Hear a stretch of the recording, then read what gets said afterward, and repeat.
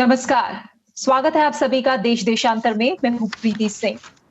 विश्व स्वास्थ्य संगठन यानी डब्ल्यूएचओ की 74वीं वर्ल्ड हेल्थ असेंबली में सोमवार से दुनिया भर के प्रमुख नाम मंथन कर रहे हैं। विश्व स्वास्थ्य संगठन के तहत महामारियों के बारे में वैश्विक संधि यानी न्यू पेंडेमिक ट्रीटी का प्रस्ताव आया है। डब्ल्यूएचओ के तहत महामारियों के बारे में वैश्विक संधि करने के प्रस्ताव पर अमेरिका और रूस के साथ अब तक 2 दर्जन देशों का इसे समर्थन मिल चुका है। इनमें ब्रिटेन, जर्मनी, फ्रांस, दक्षिण अफ्रीका और इंडोनेशिया भी शामिल हैं। डब्ल्यूएचओ के महानिदेशक टेड्रोस एडनॉम घेब्रेयेसस भी प्रस्तावित संधि के विचार से सहमत है। और अगर इस संधि की बात करें तो इसके तहत अभी तक जो प्रस्ताव सामने है उसके अनुसार भविष्य की महामारियों के लिए दुनिया को तैयार रखने के लिए वैश्विक सहयोग की जमीन तैयार की जानी चाहिए। और अब महामारी को जलवायु परिवर्तन और एक तरह से परमाणु निरस्त्रीकरण जितनी अहमियत देकर दुनिया के सभी देशों को सहयोग के लिए आगे आना चाहिए। महामारियों पर वैश्विक संधि का विचार सबसे पहले यूरोपियन काउंसिल के अध्यक्ष चार्ल्स मिशेल ने रखा था। वर्ल्ड हेल्थ असेंबली 24 मई से शुरू हुई है जो 1 जून तक चलनी है। देश देशांतर में आज हम वैश्विक महामारियों पर अंतर्राष्ट्रीय संधि के प्रस्ताव, इसकी जरूरत और इसके प्रभाव से जुड़े तमाम पहलुओं पर आज हम चर्चा करेंगे, इसका विश्लेषण करेंगे। और इस पर चर्चा के लिए मेरे साथ 2 बेहद खास मेहमान जुड़ रहे हैं। मेरे साथ है विष्णु प्रकाश जी, फॉर्मर एम्बेसडर। साथ ही मेरे साथ है डॉक्टर के Madan Gopal, senior consultant health NITI Aayog. आप दोनों मेहमानों का बहुत बहुत शुक्रिया मेरे साथ इस चर्चा में जुड़ने के लिए। डॉक्टर गोपाल, पहले आपसे शुरुआत करूंगी और मैं चाहूंगी आप थोड़ा सा हमें बताएं कि वैश्विक महामारियों को लेकर ये जो नई संधि है यानी न्यू पेंडेमिक ट्रीटी, ये जो प्रपोजल है वो है क्या? प्रीति जी, बहुत महत्वपूर्ण प्रश्न है। जितनी बार भी पेंडेमिक होते हैं उसके बाद इस तरह का एक संवाद स्टार्ट होता है। और आगे हमने अभी तक के आप देखेंगे plague, emerging and re emerging epidemics देखे हैं। प्लेग को देखा है, सार्स को देखा है, एवियन इन्फ्लुएंजा देखा है, उसके बाद सार्स को देखा है और एबोला वायरस और जीका वायरस है। पेंडेमिक चलता रहता है। जैसे जैसे हमारे आवागमन बढ़ रहा है, इंटरनेशनल ट्रैवल बढ़ेंगे, इस तरह की और हमें पेंडेमिक्स की संभावना बढ़ जाती है बात, क्योंकि मैन टू एनिमल इंटरेक्शन बहुत है और ये ट्रैवल भी है विच इम्पैक्ट ऑल द थिंग्स, सभी स्पेस को इम्पैक्ट करता है। पैंडेमिक्स के बारे में यूनाइटेड नेशंस ने ये बोला है, pandemics are threat to the nation. कोई भी नेशन की सिक्योरिटी के लिए बहुत बड़ा थ्रेट होता है पैंडेमिक्स। जो आप अभी देख ही रहे हैं किस तरह से आर्थिक चीजों को नुकसान हो रही है, किस तरह से आपके डेवलपमेंट को काफी इम्पैक्ट कर रहा है। बहुत सारे पहलू हैं पैंडेमिक जो इम्पैक्ट करते हैं।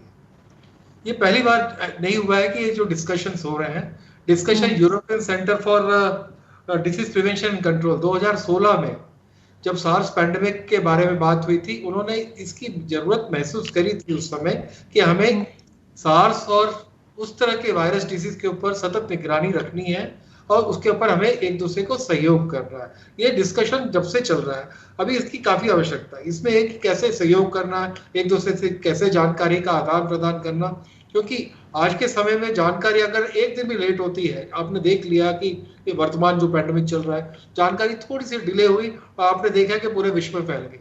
तो जानकारी का आदान प्रदान, एक दूसरे के सहयोग करना, बेसिकली जो पुरानी चीजें हैं उसी इंटेंट को फिर से नए तरीके से बातचीत करने की बात हो रही है। अदरवाइज ये बात बहुत पहले से चली आ रही है। प्लीज। ठीक है। यानी विष्णु प्रकाश सर, जैसा डॉक्टर गोपाल ने अभी हमें बताया कि ये कोई नई चर्चा नहीं है, बहस एक बार फिर शुरू हुई है, लेकिन करीब 2016 और इससे पहले भी ये चर्चाएं चलती रही हैं। आपकी नजर में क्या खास पहलू नजर आ रहे हैं इस संधि के प्रस्ताव में, और क्या आपको लगता है ये कितनी कारगर हो सकती है आपकी नजर में महामारियों से निपटने की दिशा में? पहले तो मैं जो डॉक्टर गोपाल ने कहा है एक एक चीज का से सहमति रखता हूं, क्योंकि उन्होंने बड़े नपे तोले शब्दों में जो स्थिति है उसका वर्णन किया है। इसमें कोई शक नहीं है कि ये एक ऐसी महामारी है, वैश्विक महामारी है, जो कि किसी परमाणु विस्फोट से या किसी भी बड़े हादसे से कम नहीं है। अब देखें कि 35 लाख लोगों की मृत्यु हो जाना, 35 लाख, और उसमें से 60 से 70% जो विकसित देश हैं उनमें होना, तो ये तो एक महायुद्ध में होता है, आम स्थिति में नहीं होता। तो हम इसकी जो प्रकोप है उसका अंदाजा लगा सकते हैं। तो जाहिर है, और ये एक देश के संभालने की बात नहीं है, तो ये इसमें कोई शक नहीं है कि हर एक देश को साथ में जुटना होगा, सहयोग करना पड़ेगा,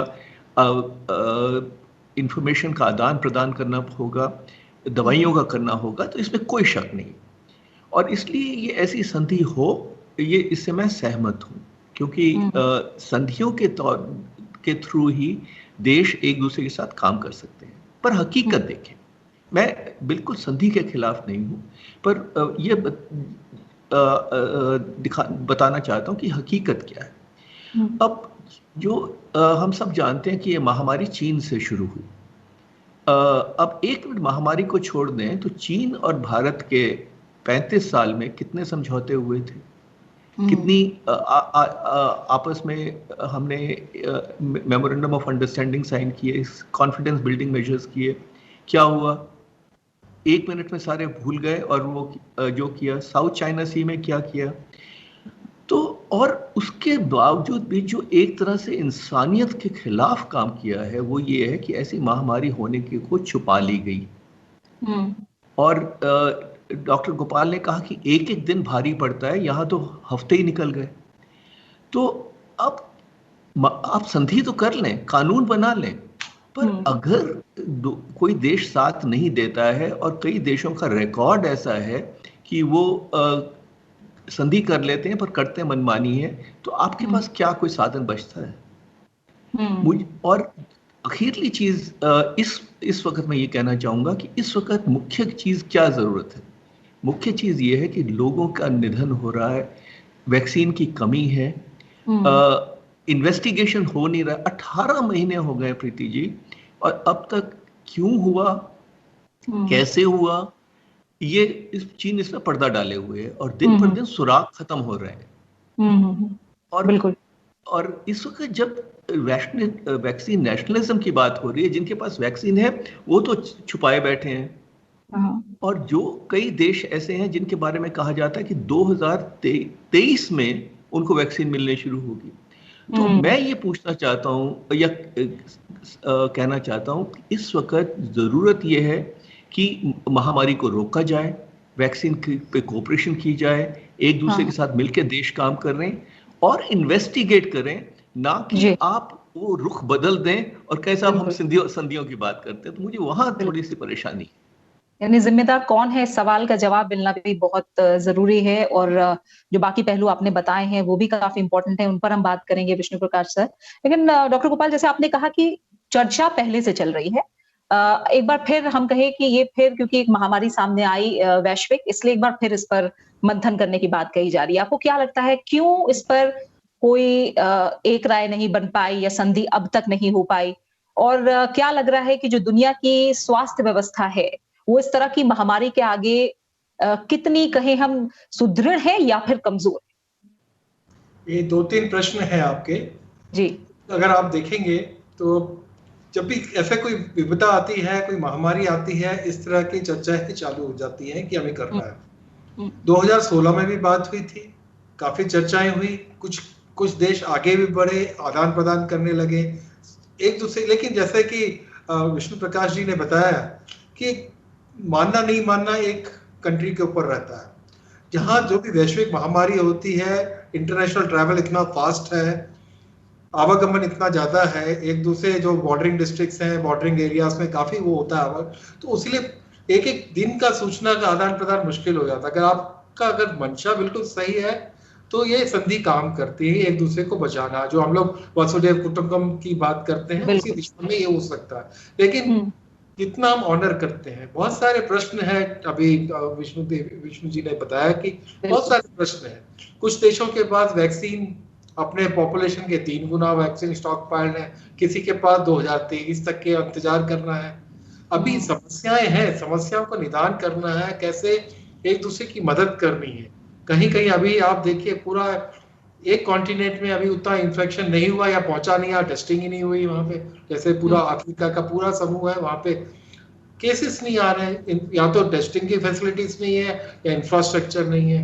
तो इंफ्रास्ट्रक्चर की जो समानताएं हैं, जो आप जो स्वास्थ्य सेवाओं की बात कर रहे हैं, कोई भी महामारी है, महामारी में अगर एक तो अति आत्मविश्वास भी नहीं होता कि आप बहुत ज्यादा विकसित हैं तो अति आत्मविश्वास होता है। तो आपको जब तक ये समझ में आता है जब तक कि महामारी काफी व्यापक फैल चुकी होती है, या फिर आप बहुत सारे प्रिवेंशन के स्टेप्स लेते रहते हो कि धीरे धीरे आप कर रहे हैं। जैसे अफ्रीकन डेज अभी प्रिवेंशन भी फोकस कर रहे हैं पूरी, क्योंकि उनकी स्वास्थ्य सेवाएं उतनी सुविधा नहीं है जितनी आपके विकसित देशों की है।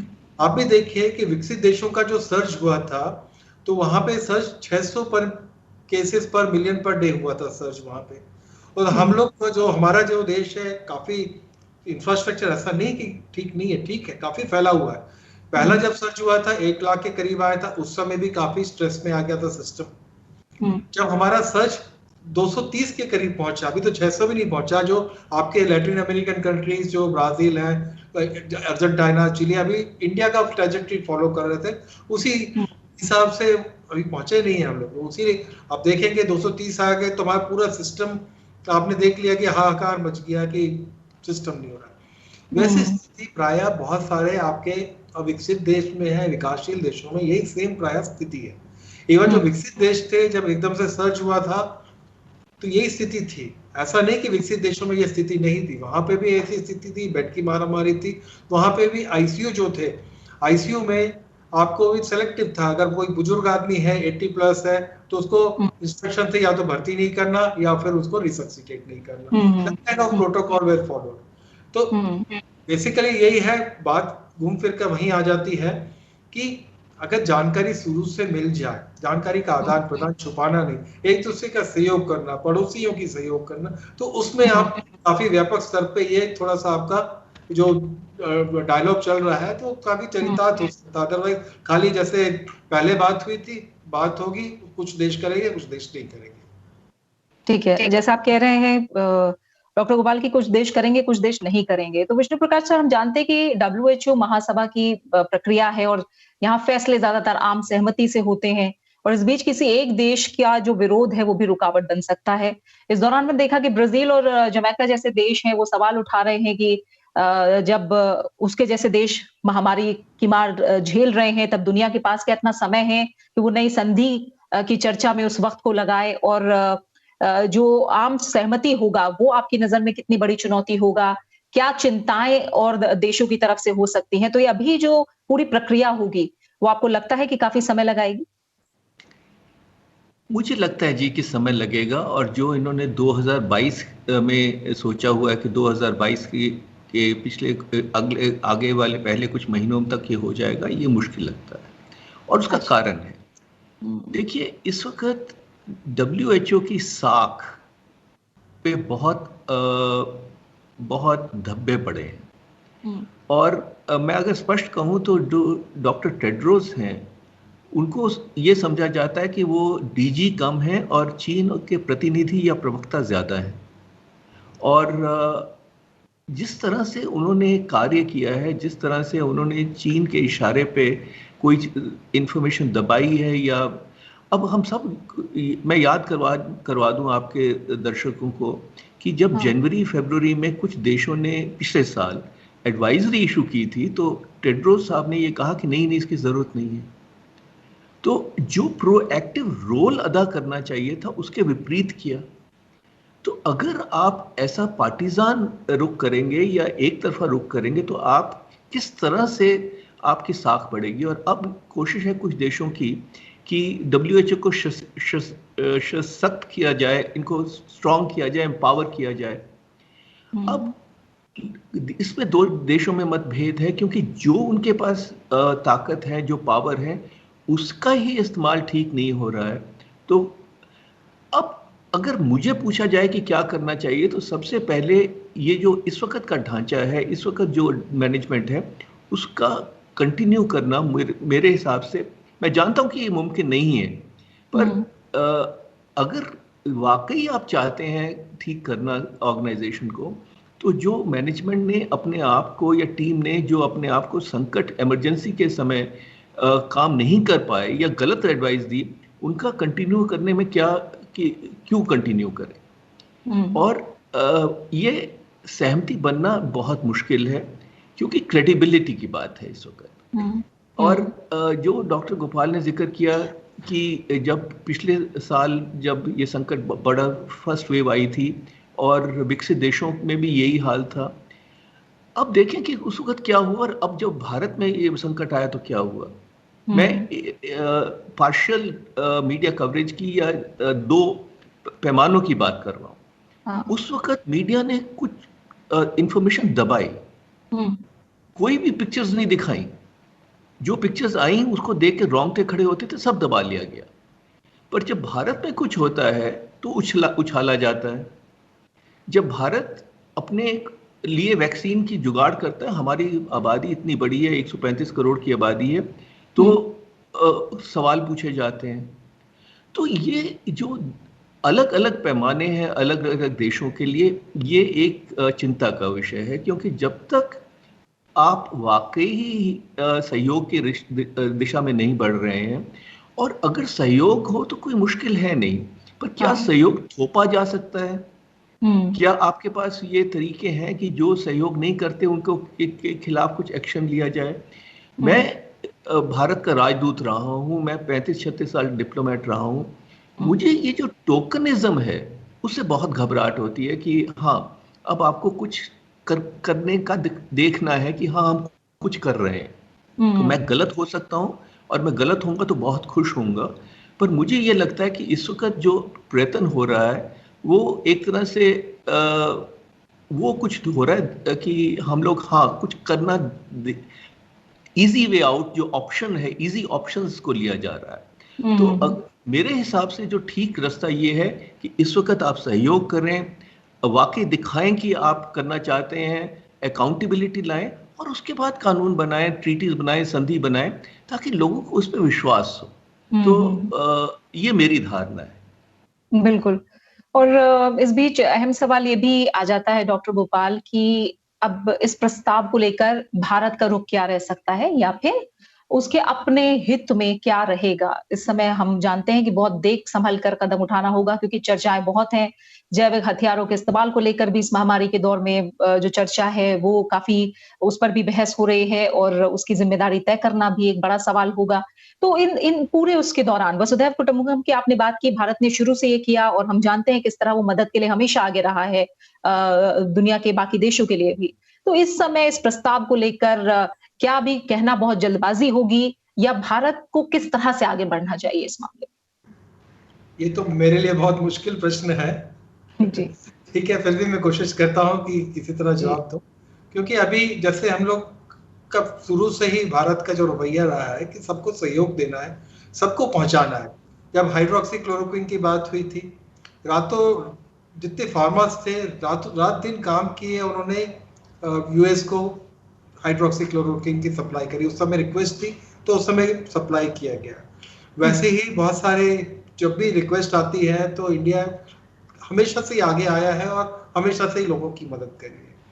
ये जो प्रस्ताव है, प्रस्ताव पे भी सकारात्मक ही विचार करेंगे, लेकिन इसमें जैसे जो पहलू है, संधि का जो पहलू है कि अगर एक भी देश में कोई थोड़ा सा भी रिजर्वेशन होगा तो ये आगे बढ़ नहीं पाएगा, खाली बातचीत के लेवल पे ही रह पाएगा, जो मैंने इसको समझा है उस हिसाब से। अदरवाइज सकारात्मक है, आगे ले जाना है, लेकिन एक जो बॉटम लाइन है कि इसके बाद क्या सहयोग करेंगे।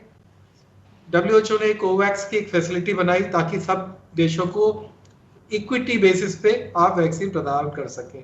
बड़े देश, छोटे देश, विकसित देश, अविकसित देश, सभी देशों को वैक्सीन मुहैया करा सके, फैसिलिटी बनाई। तो कितना कारगर साबित हुआ हमें पता नहीं, अभी आने वाला समय ही बताएगा कि कितना वो कारगर साबित हुआ है। तो वो भी सहयोग वाला था, लेकिन हमें पता ही नहीं कि जैसे कुछ देश है 2023 तक के वेट करेंगे वैक्सीन के लिए। तो ये जो फैसिलिटी बनाई थी, वो जो इक्विटी के प्रिंसिपल वाले, सबको हम समान तरीके से वैक्सीन पहुंचाएंगे, वो कहाँ पे है कहाँ नहीं है, तो उनकी भूमिका रही है। तो it has to be very proactive, बहुत प्रोएक्टिव है कि एक दूसरे का आदान प्रदान करना है। जैसा ने बताया कि एडवाइजरी जारी होने में भी थोड़ा संकोच हो रहा है कि अभी उसको पैंडेमिक बनाए कि नहीं बनाए, public health disease of public health concern बोले कि नहीं बोले, उस समय काफी डिले हुआ, जिसके फलस्वरूप अब 1.5 साल हो गए हैं, किसी को आराम नहीं मिल रहा। हमारे सब जो वॉरियर्स है, कोरोना वॉरियर्स, डॉक्टर हैं, फ्रंटलाइन वर्कर है, सब अभी सतत काम ही कर रहे हैं। किसी को आराम नहीं मिल पा रहा, एक छोटे से उसके कारण। ये संधि आएगी, अगर उसके इम्प्लीमेंटेशन नहीं हो पाएगा तो उसका क्या फायदा होगा? जैसे ये बात उस समय भी हुई थी, पहले जब 2016 में बैठक में भी यही बात हुई थी, उसके बाद भी यही इशू हुआ था, कुछ लोग आगे बढ़े, कुछ लोग आगे नहीं बढ़ पाए। ये कैसे आगे बढ़ेगा अभी तक ये कुछ बता नहीं सकते इसके बारे में। बिल्कुल। और विष्णु प्रकाश सर, सवाल ये, क्योंकि आप लोगों ने जितनी भी बातें कही है, 3 अहम पॉइंट है इसमें, कि जो इम्प्लीमेंटेशन है, जो जिम्मेदारी है और एक राय, ये जरूरी होगा अगर इस संधि पर आगे बढ़ा जाता है तो। इस बीच हम देख रहे हैं ईयू का समर्थन मिलना, अमेरिका और रूस जैसे देशों का एक राय जाहिर करना संधि को लेकर।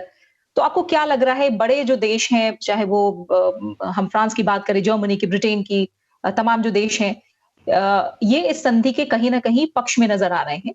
तो आपको क्या लग रहा है, क्या कोशिशें भी धरातल पर उसी तरह इन विकसित देशों की नजर आ रही है जो होनी चाहिए? जो गैप की लगातार बात हो रही है कि जो अंडर डेवलप्ड हैं या जो पुअर कंट्रीज हैं, उन्हें जिस तरह की मदद मिलनी चाहिए, तो क्या सिर्फ बातों में ये नजर आ रहा है या धरातल पर भी, सच्चाई में भी कुछ कोशिशें होती इस दिशा में नजर आई हैं? एक अंग्रेजी में कहावत है, मैं हिंदी में तर्जुमा करने की कोशिश करूंगा, पर अंग्रेजी में कहावत है, you stand on an issue where you sit. आपकी धारणा किसी मुद्दे पे मुनसर करता है कि आप कहाँ ज्योग्राफी में कहाँ लोकेटेड हैं, आपकी इकोनॉमी का क्या स्थिति है। अब देखिए, बिग फार्मा का बहुत रोल है इसमें। जो बिग फार्मा है, जो अरबों डॉलर की कंपनियां हैं, वो पश्चिमी कंपनियां हैं और उनके पास क्षमता है बड़ी तेजी से। हमने भी बनाया है, भारत तो खैर दुनिया की फार्मेसी है, तो जो हमने किया है वो बहुत मायने रखता है और उसके खिलाफ उससे जलते ईर्ष्या भी है बिग फार्मा को। पर अब बिग फार्मा देखती है अपना लाभ, प्रॉफिट। विदेशी जो पश्चिमी देश हैं वो तो अफोर्ड कर सकते हैं। अगर आप मान लीजिए $10-15 की एक वैक्सीन बेच रहे हैं, तो क्या जो विकासशील देश हैं वो अफोर्ड कर सकते हैं? मैं एक देश का नाम नहीं लूंगा, 37 मिलियन यानी कि 3.7 करोड़ की आबादी है और 40 करोड़ डोजेज उन्होंने बुक करी हैं। 40 करोड़। तो और अमेरिका का आप देख लें कि उनके पास साधन भी हैं, कंपोनेंट्स भी हैं, वैक्सीन भी हैं। यहाँ तक कि मैं क्रिटिसाइज नहीं कर रहा हूँ, मैं सिर्फ फैक्ट्स बता रहा हूँ कि कोविशील्ड का उन्होंने तकरीबन 2 करोड़ डोजेज रखी हुई है, जो वो अप्रूव भी नहीं किया उन्होंने और वो अपने पॉपुलेशन को भी नहीं लगा रही हैं और पर रखी हुई हैं। तो अब हर एक के जो मोटिव हैं वो अलग है कि कोई संकट में प्रॉफिट देखता है, कोई देश ऐसा है कि संकट के समय में एक्सपायर्ड चीजें भेजता है। मैं जिस देश की तरफ इशारा कर रहा हूँ वो आप समझती हैं।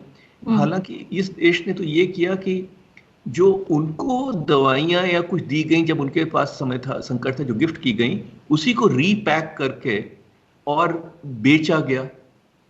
तो एक तरफ वैक्सीन इक्विटी की बात है, एक तरफ मोरालिटी की बात है, एक तरफ ह्यूमनिज्म की बात है, एक तरफ ये है कि आपका मोटिव क्या है। तो अफसोस की बात यह है कि कहने और करने में फर्क है।